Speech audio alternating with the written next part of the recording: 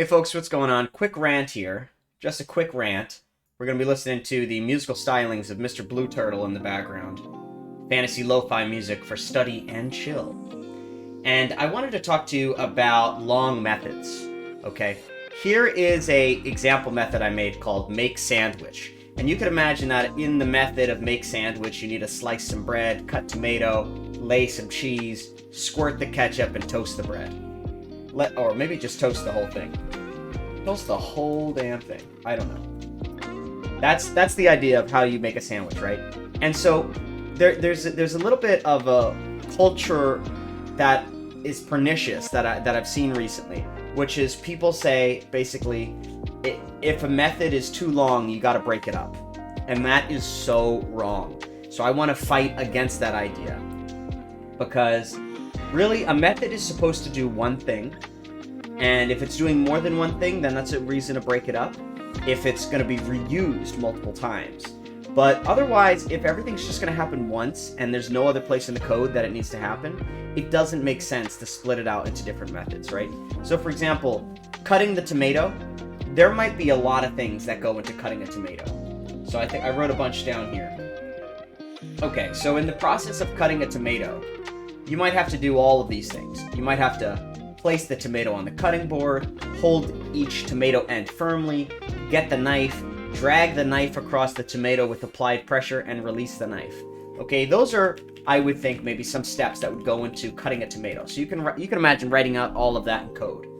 But here's the thing. That does not mean this should be its own method. Okay, you can imagine a cut tomato method over here, right? Cut tomato, slap that on like that, do something like that.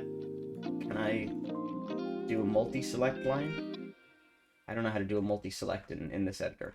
So we'll just do it like this, and we'll just go real quick like that. Okay. So you can imagine a cut tomato method where, for whatever reason, you're doing all of these different things, right?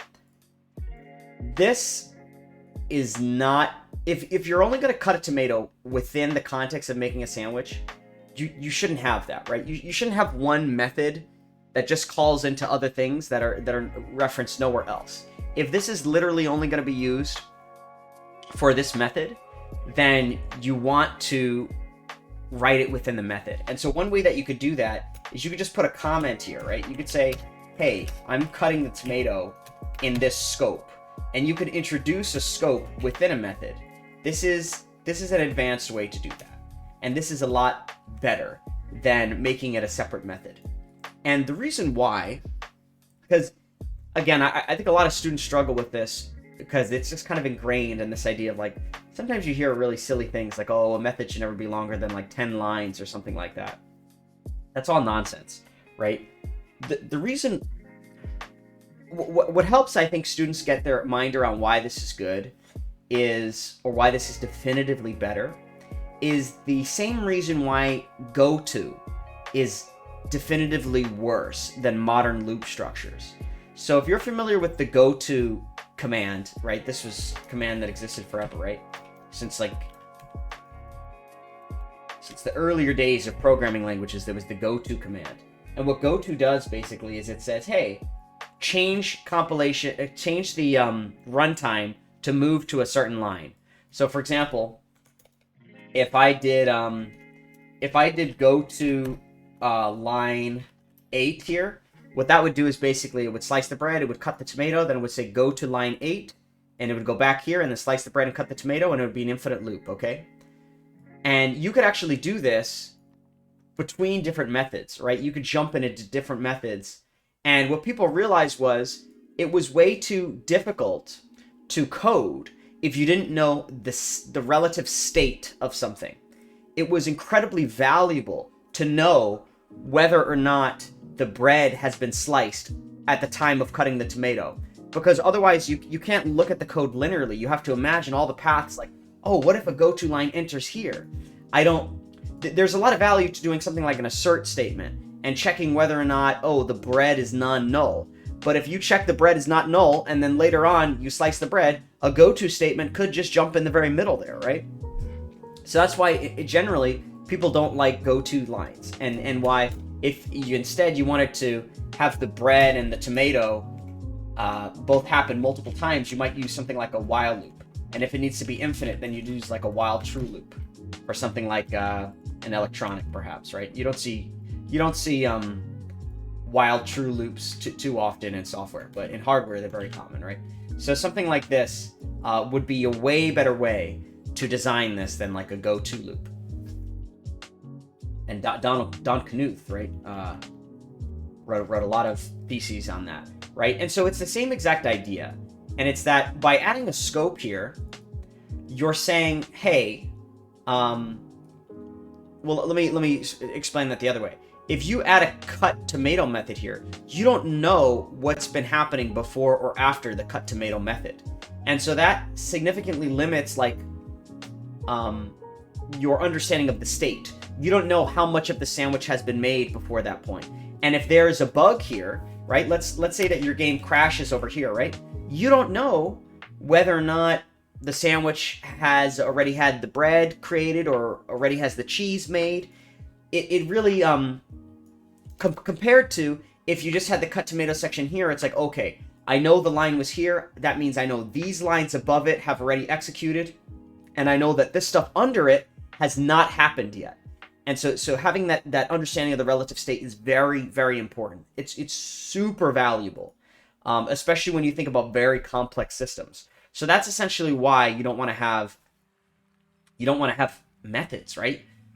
Many little methods. The main reason you'd want to have a method cut tomato is if, let's say, you're going to use a tomato for something other than a sandwich. And then, you know, if you're going to have a cut tomato code over here, and then you're going to have something else over here like, I forget what it's called, but like when people slice tomato and then they dunk it in a vinaigrette. Let's say salad, okay? Make a salad. If you're going to also have, because salads have cut tomatoes, right? So if you have a make salad thing here, and then you do A, and then you do B, and then you want to cut a tomato, right? And then you do D, and then you do E, and then you do F, right? It makes sense then if you're going to have the cut tomato code here, that's basically the same exact thing as the cut tomato code here, then that would make sense to make a method, right? Just in case you want to change how cutting tomato works. But before that point, you shouldn't do that. It's not a good reason to break up a method just because of the length alone.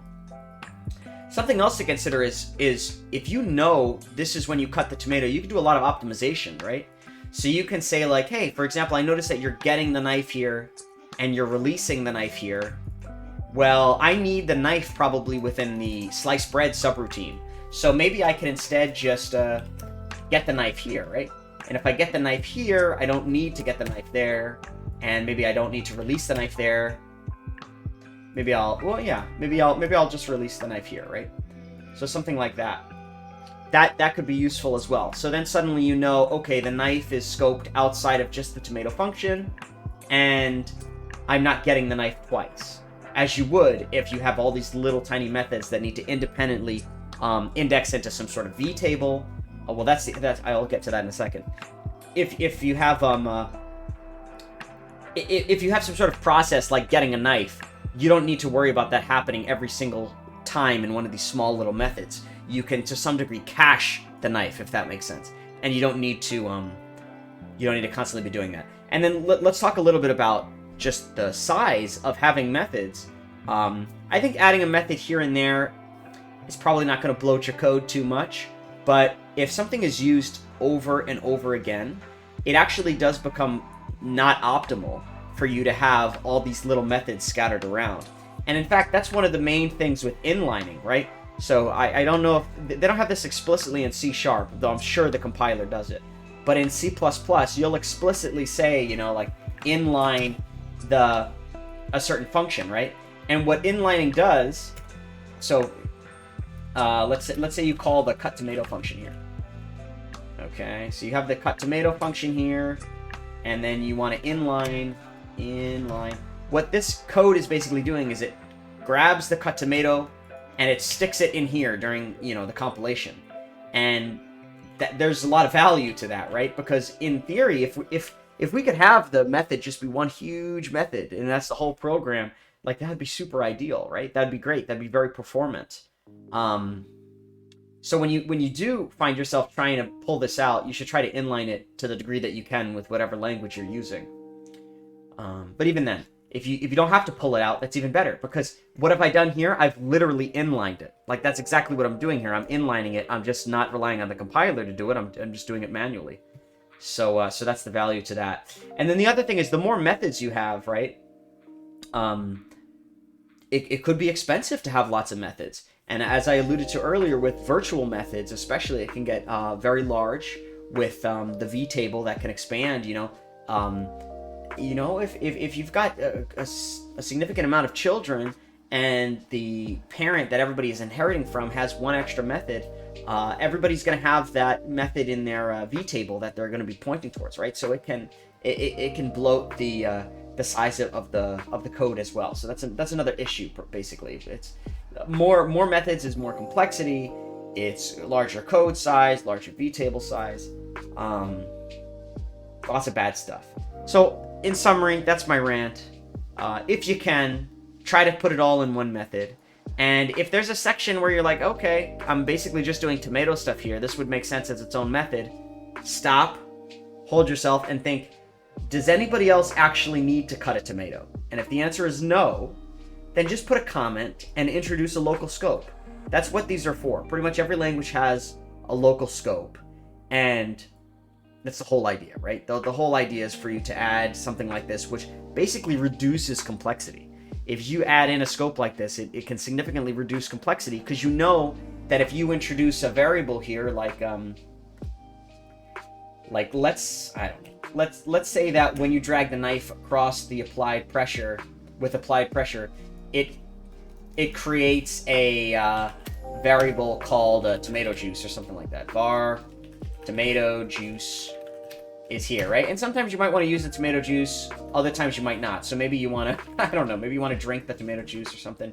You might want to drink the tomato juice here, for example, or something like that, or maybe just throw it away. What you know with this local scope is that the tomato juice will not exist when you're dealing with the cheese. So that's of tremendous value, because if everything's just out in the open, if you don't do the local scope and you just keep it all here willy-nilly, the cheese function down here could start touching your tomato juice, right? And that's less structured, and it's just more complex. You're just adding more complexity. There's more permutations of what people could do. There's more things that could go wrong. And the whole idea with code is reducing complexity and sort of really knowing what's going to happen, really, and knowing what's possible to happen. That's why assert methods, beginners really don't use assert methods as often as they should. But an assert method, you might do something like assert that the knife is not null, right? Because you're about to try and use the knife. And so the reason why you'd want to do an assert method is basically you're just verifying or asserting that everything you've done, or that things that you think should be true are true.